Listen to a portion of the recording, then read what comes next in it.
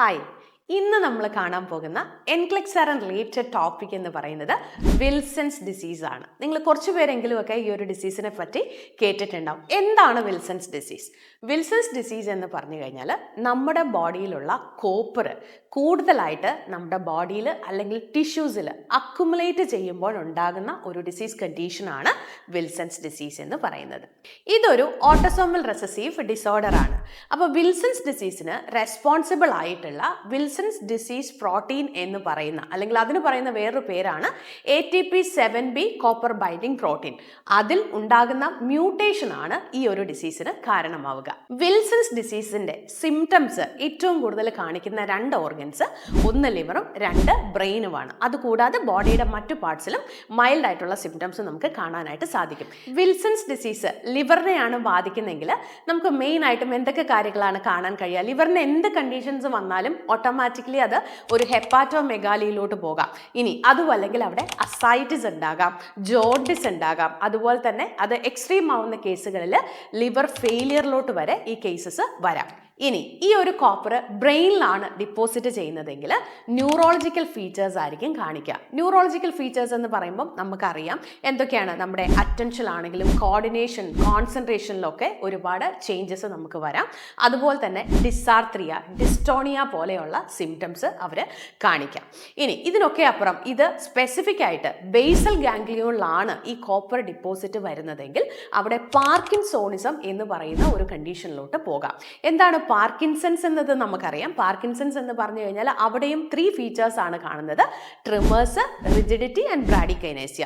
ഈ 3 ഫീച്ചേഴ്സും ബൈലാറ്ററലി കാണുകയാണെങ്കിൽ ആ ഫീച്ചേഴ്സിനെയാണ് നമ്മൾ പാർക്കിൻസോണിസം എന്ന് പറയുക. അപ്പം വിൽസൺസ് ഡിസീസിൽ പാർക്കിൻസോണിസം എന്ന് പറയുന്ന കണ്ടീഷൻ ആയിരിക്കും കാണുക. അടുത്തതായിട്ട് ബ്രെയിനിൽ അഫക്റ്റ് ചെയ്ത് കഴിഞ്ഞാൽ ഒരു 10% ആളുകൾ എക്സിബിറ്റ് ചെയ്യുന്നത് സൈക്കാട്രിക് കണ്ടീഷൻസ് ആയിരിക്കും. അതെന്തൊക്കെയാണ് എന്ന് ചോദിച്ചു കഴിഞ്ഞാൽ മൈൽഡ് ഡിപ്രഷൻസ്, അതുപോലെ തന്നെ സൈക്കോസിസ്, കോൺസെൻട്രേഷൻ ഇഷ്യൂ പോലെയുള്ള കാര്യങ്ങളായിരിക്കും അവരത് എക്സിബിറ്റ് ചെയ്യുക. ഇനി വിൽസൺസ് ഡിസീസിന്റെ ക്ലാസിക്കൽ ആയിട്ടുള്ള ഒരു ഫൈൻഡിങ്സ് ഉണ്ട്. അതാണ് കൈസർ ഫ്ലെഷർ റിങ്സ് എന്ന് പറയുന്നത്. ഇതെന്താണ് എന്ന് ചോദിച്ചു കഴിഞ്ഞാൽ നമ്മുടെ കണ്ണിലെ കോർണിയയ്ക്ക് ചുറ്റും ബ്രൗൺ അല്ലെങ്കിൽ ഗ്രീൻ കളറിൽ ഒരു റിങ് ഉണ്ടാവുന്നതാണ്. ഇതുണ്ടാവാനുള്ള കാരണം അവിടെ കോപ്പർ ഡിപ്പോസിറ്റ് ആവുന്നതാണ്. അടുത്തതായിട്ട് വിൽസൺസ് ഡിസീസ് എങ്ങനെ ഡയഗ്നോസ് ചെയ്യാമെന്ന് നോക്കാം. ഒന്നാമതായിട്ട് നമ്മൾ ചെയ്യാൻ പോകുന്നത് നമ്മുടെ സീറം സെറിലോപ്ലാസ്മിൻ ടെസ്റ്റ് ആണ്. എന്ന് പറഞ്ഞാൽ ഈ സെറിലോപ്ലാസ്മിൻ എന്താണ് എന്നത് നിങ്ങൾക്ക് ഡൗട്ട് ഉണ്ടാവും. നമ്മുടെ ബ്ലഡിൽ കോപ്പർ ക്യാരി ചെയ്യുന്ന പ്രോട്ടീനാണ് സെറിലോപ്ലാസ്മിൻ. അപ്പോൾ അതിൻ്റെ ലെവൽ കൂടുവാണെങ്കിൽ ഡെഫിനറ്റ്ലി അതൊരു ഡയഗ്നോസിസ് ആയിട്ട് മാറാം. പക്ഷേ ഇതിനകത്ത് വേറൊരു പ്രശ്നം എന്താണ് എന്ന് ചോദിച്ചു കഴിഞ്ഞാൽ ക്യാൻസർ അല്ലെങ്കിൽ ഇൻഫ്ലമേഷൻ പോലെയുള്ള കേസുകളിൽ ഈ സെറിലോപ്ലാസ്മിൻ്റെ ലെവൽ കൂടിയിരിക്കും. അതുകൊണ്ട് തന്നെ ഇതൊരു ഡെഫിനറ്റീവ് ഡയഗ്നോസ്റ്റിക് ടെസ്റ്റ് ആയിട്ട് നമുക്ക് കാണാനായിട്ട് സാധിക്കില്ല. അതിനുവേണ്ടി നമ്മൾ ഉപയോഗിക്കുന്നത് ലിവർ ബയോപ്സിയാണ്. നമ്മുടെ ലിവറിൻ്റെ കോപ്പർ കോണ്ടന്റ് കറക്റ്റ് ആയിട്ട് കണ്ടുപിടിക്കാനായിട്ട് ലിവർ ബയോപ്സി സഹായിക്കും. അതുകൊണ്ട് തന്നെ ഒരു ഗോൾഡൻ സ്റ്റാൻഡേർഡിൽ ഡെഫിനറ്റീവ് ഡയഗ്നോസ്റ്റിക് മെഷേഴ്സ് ആയിട്ട് നമുക്ക് കാണാൻ പറ്റുക ലിവർ ബയോപ്സി ആയിരിക്കും. ഇതുകൂടാതെ നമ്മൾ 24 അവർ യൂറിൻ കളക്ട് ചെയ്തിട്ട് 24 അവർ യൂറിൻ കോപ്പർ അസൈൻ കൂടെ ചെയ്യാറുണ്ട്. നമ്മൾ ഓൾറെഡി പറഞ്ഞു എക്സസീവ് ആയിട്ടുള്ള കോപ്പർ ഡിപ്പോസിറ്റ് ചെയ്യുന്നത് കൊണ്ടാണ് ഇങ്ങനൊരു കണ്ടീഷൻ ഉണ്ടാവുക. അപ്പോൾ അതിൻ്റെ മാനേജ്മെൻറ്റിൽ നമ്മൾ ഫോക്കസ് ചെയ്യുന്നത് ഈ എക്സസീവ് എമൗണ്ട് കോപ്പറിനെ ബോഡിയിൽ നിന്നും റിമൂവ് ചെയ്യാനായിട്ടാണ്. അതിനുവേണ്ടി നമുക്ക് കോപ്പർ കിലേഷൻ ആണ് യൂസ് ചെയ്യുക. ഇതിന് മെയിനായിട്ടും 2 ഡ്രഗ്സ് ആണ് നമ്മൾ ഉപയോഗിക്കുക. ഒന്ന് പെൻസിലമൈൻ എന്ന് പറയുന്ന ഡ്രഗാണ്. ഈ പെൻസിലമൈൻ എന്ന് പറയുന്ന ഡ്രഗ് അലർജിക് ആയിട്ടുള്ള ആളുകളിൽ നമ്മൾ ട്രയാൻറ്റിൻ എന്ന് പറയുന്ന ഡ്രഗ്സ് ആണ് കോപ്പർ കിലേഷന് വേണ്ടി യൂസ് ചെയ്യുക.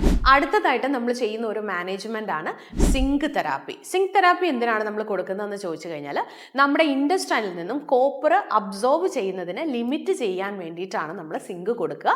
അപ്പോൾ ഈ ഒരു സിങ്ക് കൊടുക്കുമ്പോൾ നമ്മൾ ഏറ്റവും കൂടുതൽ ശ്രദ്ധിക്കേണ്ട കാര്യം സിങ്ക് എംപ്റ്റി സ്റ്റൊമക്കിലാണ് അഡ്മിനിസ്റ്റർ ചെയ്യേണ്ടത്. ഇതുകൂടാതെ ഹൈ കോപ്പർ കണ്ടെയ്നിങ് ഫുഡ് ഐറ്റംസിന്റെ റെസ്ട്രിക്ഷനും നമ്മൾ പറയാറുണ്ട്. എക്സാമ്പിൾസ് പറയുവാണെങ്കിൽ മഷ്റൂം, നട്ട്സ്, ചോക്ലേറ്റ് പോലെയുള്ളവ. ഇനി ലിവർ സിറോസിസ് പോലെയുള്ള എക്സ്ട്രീം കേസുകളിൽ ലിവർ ട്രാൻസ്പ്ലാന്റേഷൻ എന്നത് മാത്രമായിരിക്കും ഇതിന്റെ treatment option. So Wilson's disease എന്താണ്, അതിൻ്റെ മാനേജ്മെന്റ് എന്താ, ഡയഗ്നോസിസ് എന്താ എന്നൊക്കെ നമ്മൾ കണ്ടു. ഇനി അടുത്തതായിട്ട് വിൽസൺസ് ഡിസീസ് റിലേറ്റ് ചെയ്ത ഒരു എൻക്ലെക്സാറൻ ക്വസ്റ്റ്യൻ നമുക്ക് നോക്കാം. എങ്ങനെയാണ് ആൻസേഴ്സിലോട്ട് എത്തുന്നതെന്ന് നോക്കാം. A 14-year-old patient with Wilson's disease is admitted with worsening tremors, jaundice and ascites. Which assessment finding should the nurse prioritize? ഒന്നാമതായിട്ട് yellow discoloration of the sclera. രണ്ടാമത്തെ option mild resting tremors in both hands. Third option increasing confusion and lethargy. നാലാമത്തെ option abdominal distension with a positive fluid wave. അപ്പോൾ ഈ ഒരു question നമ്മൾ കണ്ടപ്പോൾ നമുക്ക് മനസ്സിലായി ഇത് പ്രയോറിറ്റിയെ ബേസ് ചെയ്തിട്ടുള്ള ക്വസ്റ്റ്യൻ ആണ്. അപ്പോൾ നമുക്ക് നോക്കിയാൽ ആ ഒരു ഓരോ ഓപ്ഷനിലോട്ട് നിങ്ങളൊന്ന് നോക്കിയേ, അതിലേതാണ് ഓട്ടോമാറ്റിക് ആയിട്ട് ഈ ഡിസീസിൽ വരിക, ഏതിനാണ് നമ്മൾ പ്രയോറിറ്റി കൊടുക്കുക എന്നൊന്ന് നോക്കിയേ. അപ്പോൾ നമ്മൾ ഇതിൻ്റെ ഓപ്ഷൻസ് കണ്ടു അല്ലേ. അതിലെ തേർഡ് ഓപ്ഷൻ ഒന്ന് നോക്കിയേ. അവിടെ എന്താ പറഞ്ഞിരിക്കുന്നത്? ഇൻക്രീസ്ഡ് ലെത്താർജി ആൻഡ് കൺഫ്യൂഷൻ എന്നാണ് പറഞ്ഞിരിക്കുന്നത് അല്ലേ. അത് ഡയറക്ട്ലി ഇൻഡിക്കേറ്റ് ചെയ്യുന്നത് എന്താണ്? ഹെപ്പാറ്റിക് എൻസെഫലോപ്പതിയാണ്. ഹെപ്പാറ്റിക് എൻസെഫലോപ്പതി എന്ന് പറയുന്നത് it is A life threatening condition which needs immediate intervention. അപ്പോൾ ഉറപ്പായിട്ടും ഇതിൻ്റെ ആൻസർ എന്ന് പറയുന്നത് സി ആയിരിക്കും. അപ്പോൾ വിൽസൺസ് ഡിസീസ് നിങ്ങൾക്ക് ക്ലിയർ ആണെന്ന് വിചാരിക്കുന്നു. വേറെ ഒരു എൻക്ലെക്സാറൻ ടോപ്പിക്കുമായിട്ട് നമുക്ക് വീണ്ടും കാണാം. Thank you. Needus Academy, India's #1 language academy.